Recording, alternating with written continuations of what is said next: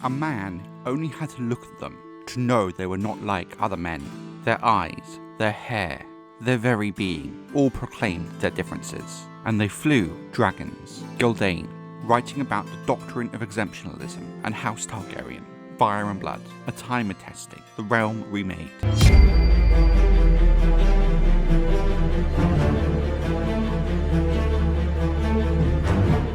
Over the long history of Targaryen Westeros, the line of succession has not always been as clear as it first appears, with there in fact being several men who should have been king for one reason or another, but never ended up coming to power, despite technically being the rightful king of Westeros, or having at least a very strong claim. In many of these cases, it's simply down to their sudden and unexpected death, but there are a handful where this simply is not the case. Men who by rights should have been king, but fate had other ideas. In this video, we will be taking a deep dive into 3 of these lost kings of House Targaryen, discussing who they are, why they are in fact a lost king, and why they were prevented from ascending the throne that was theirs. You would think that in the Targaryen era of Westeros, the first few decades after the conquest, when the family was still quite small, the matter of succession would be fairly straightforward. In the first instance, it was, when King Aegon I, the Conqueror,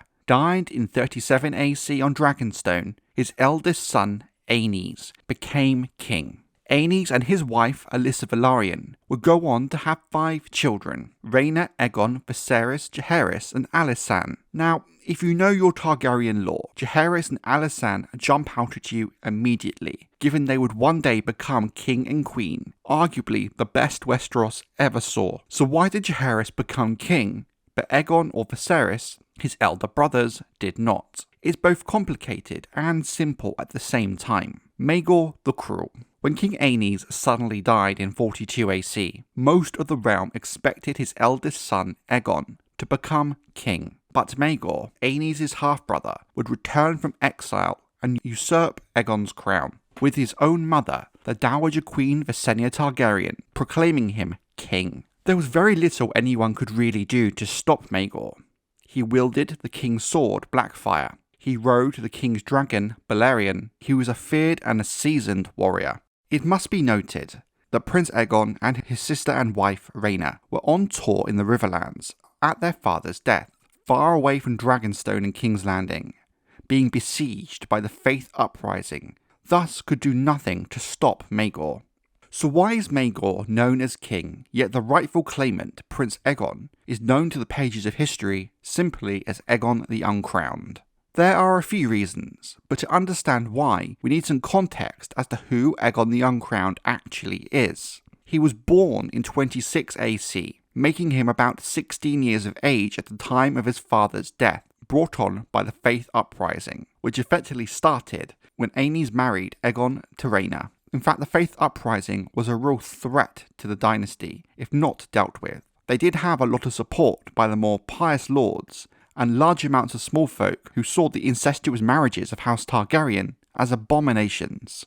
In fact, a lot of the tension had been brewing for a long time. In 41 AC, Aenys decided it was time his heir was wed, and that he would marry his older sister, Rhaena. At the wedding feast, Aenys officially named him the Prince of Dragonstone, which in turn upset Dowager Queen Visenya Targaryen, who left the feast in protest, given that the title of Prince of Dragonstone had belonged to her exiled son, Maegor.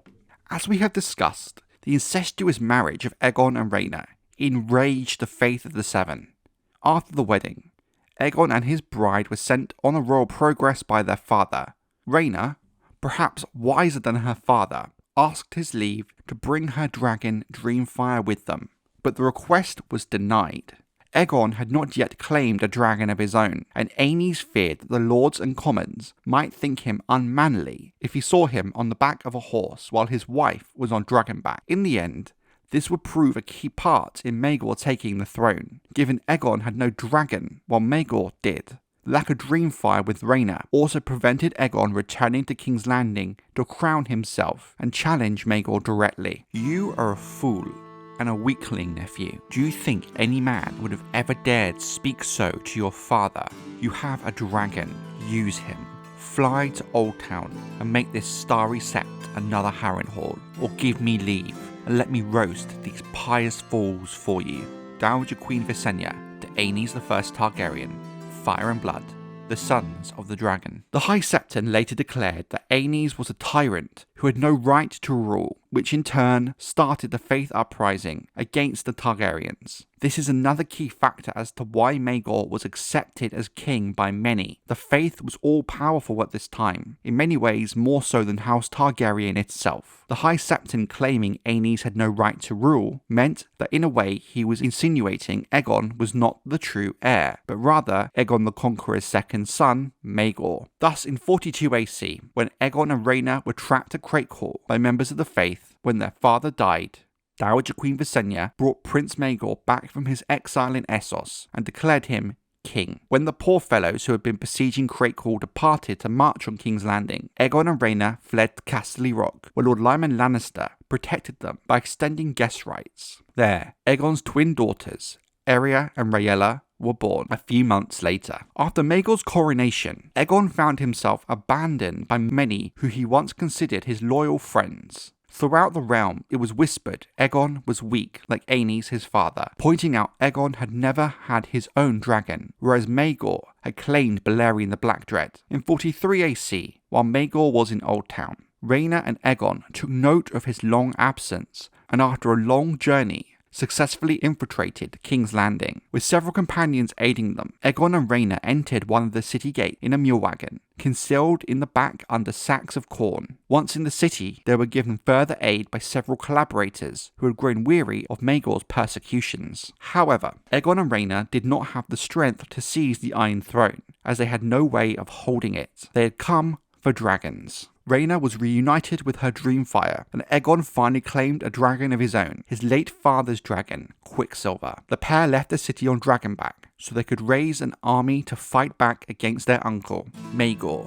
The first of his name came to the throne after the sudden death of his brother, King Aenys, in the year 42 AC. He's better remembered as Maegor the Cruel, and it was a well-earned sobriquet, for no crueler king ever sat the Iron Throne. His reign began with blood, and ended in blood as well. The writings of Yandel, the world of ice and fire, the Targaryen kings. In 42 AC, Aegon was declared king by his mother Alyssa Velaryon, but the truth is he was already becoming known as Aegon The Uncrowned throughout the realm. Given there had been no coronation or swearing of fealties, Aegon was not yet truly the king. In 43 AC, Queen Tyenna of the Tower, one of Maegor's many wives, warned the king that Alyssa was secretly communicating with the Starks, Arryns, Baratheons and Lannisters. The Great Lords, however, would only publicly support Aegon once he had proven himself by winning a battle. Thus, Aegon denounced his uncle Maegor as a tyrant and usurper and marched through the Riverlands, leading an army of 15,000 men from atop Quicksilver. Maegor's royal army marched towards him from three directions. Aegon's army as a whole was larger than any of the single three armies, but the inexperienced young commander did not want to attack and defeat each one separately. In the ensuing battle beneath the God's Eye, Maegor attacked Aegon while riding Balerion. The dragon was much larger and stronger, and killed Aegon and Quicksilver with ease. When you look at the list of kings of Westeros, Aegon the Uncrowned is not listed. He is simply Prince Aegon. Maegor, despite being a usurper, had the support to be crowned and had enough backing of the lords to be king. And once Maegor had secured power and killed Aegon, for all the good and bad he did, he acted as a king would act. While Aegon was rightfully Aenys' heir, he didn't have the power or authority that Maegor possessed, and this ultimately means he was never officially crowned and never sat the Iron Throne. He will always be a lost king of House Targaryen. While the childless Maegor would name Aegon's eldest daughter Arya his heir after marrying Rhaena Targaryen, he didn't really have much of a choice, given the next male in line for the throne was now his direct rival, Jaehaerys, and given Maegor's plunging support at this time, naming Jaehaerys heir would have created a banner for his enemies to rally around. Thus he in fact tried to disinherit Jaehaerys. The lords of the realm, the likes of Rhaegar Baratheon, saw this too, and thus with Aegon's younger brother Viserys Instead, Jaehaerys would in fact become the banner anyway, and eventually become king when Maegor lost control of the realm and died under mysterious circumstances on the Iron Throne. Aegon the Uncrowned was the first Targaryen prince who by rights should have been king, and wasn't, and thus for me, he is one of the 3 lost kings of House Targaryen. For a man who has so many children, the succession crisis that surrounded King Jaehaerys and House Targaryen in 101 AC is in fact astonishing. It took a very unlucky series of tragedies to get to the point a great council was needed to decide the succession. Aemon Targaryen is the first obvious lost king of House Targaryen, dying on Tarth in 92 AC when a crossbow meant for another man beside him struck him in the neck. Aemon had been the heir since birth, and most assumed he would be king. But the key thing here is Aemon was not prevented from becoming king, he was just unfortunately killed. The same can be said for his younger brother Prince Baelon, whom Jaehaerys chose over Rhaenys Targaryen, Aemon's daughter, as heir. Again, like Aemon, the only thing that prevented Baelon from becoming king was his own death. If he was still alive in 103 AC at his father's death, he would have ascended to the throne, likely uncontested. It of course took the Great Council of 101 AC to choose Jaehaerys' next heir, Viserys Targaryen, the man who would become king after the death of his grandfather. There very nearly could have been another, someone who by rights had a strong claim to the throne, but instead rejected it. Vaegon tolerated his sister's presence, but never sought it out. Daela seemed frightened of her sour, bookish brother, who would sooner read than play. The prince thought the princess stupid. She thought him mean. They are only children, Jaehaerys said, when Alysanne brought the problem to his attention. They will warn one another in time. They never did. If anything, their mutual dislike only deepened. Fire and blood.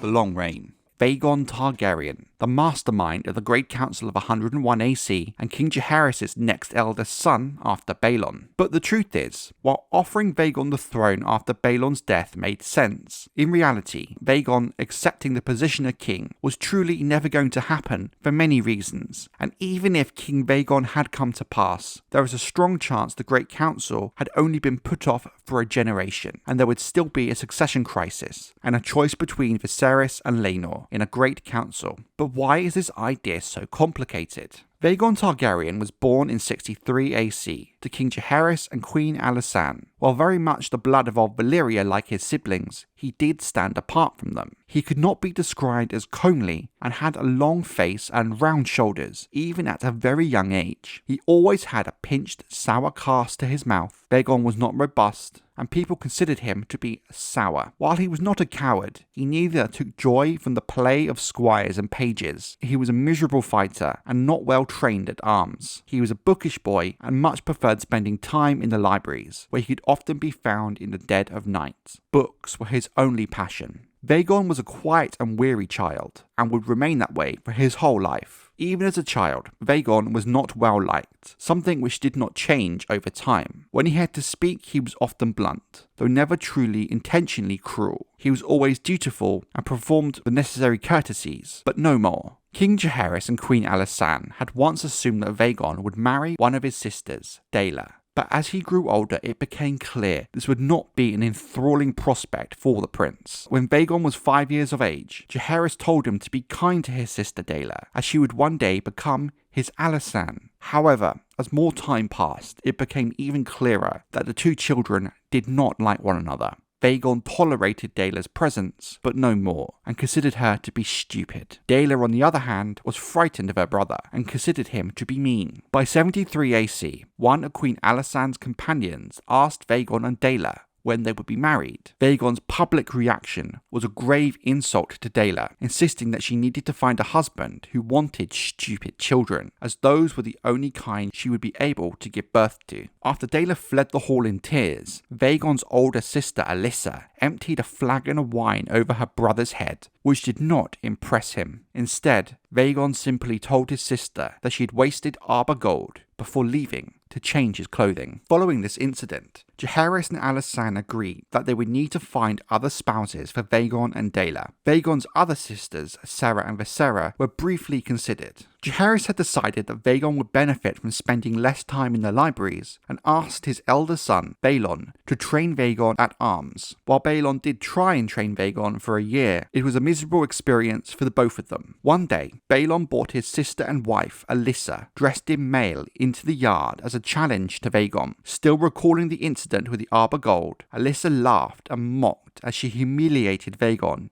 in the yard as Princess Daela looked down on them from the castle. When he could take no more, Vaegon threw down his sword and left the yard, never to return. As he grew older and began to receive more attention from younger girls at court, it became apparent that he was not truly interested in finding a bride. Once Grand Maester Elessar gave Vaegon a volume of erotic drawings in the hope that pictures of naked maidens coupling with men and one another might increase Vaegon's interest in women. Although Vaegon kept the book, he did not show a change in his behaviour. On Vaegon's 15th name day in 78 AC, Jaehaerys and Alysanne asked Grand Maester Elessar whether Vaegon might be a maester. Although Elessar firmly replied no, he did confess Vaegon might have the ability to become an archmaester. As such, 3 days later, Vaegon was summoned to King Jaehaerys' Solar, where he was told that he would be taking a ship for Oldtown within a fortnight. Although Vaegon responded curtly to his father, Jaehaerys would later tell the Queen Alysanne that he thought Vaegon had almost smiled.